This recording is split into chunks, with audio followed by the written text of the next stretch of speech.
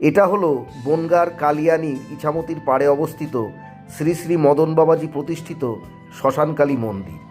পাশ দিয়ে এই যে রেল সেতু, যেটা বনগাঁ পেট্রাপোল হয়ে বাংলাদেশে চলে যাচ্ছে, উপর দিয়ে লোকজন চলাচলেরও ব্যবস্থা আছে। খটকা লাগলো একটু শুনে। এইটা হচ্ছে আমাদের সাতভাই কালীতলার ওপারে, অর্থাৎ কালিয়ানীতে অবস্থিত শ্মশানকালী মন্দির।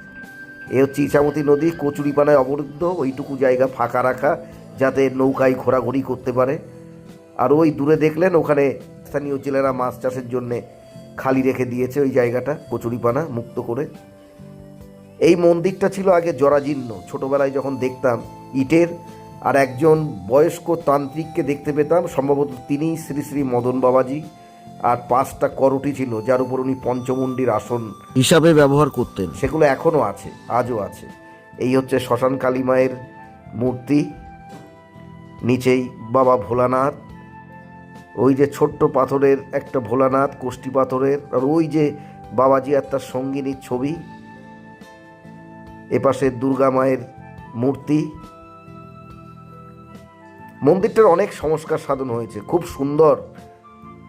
কি অবস্থা ছিল আর সেই তুলনায় কি অবস্থা হয়েছে। এখানেই সাধনা করতেন ওই তান্ত্রিক।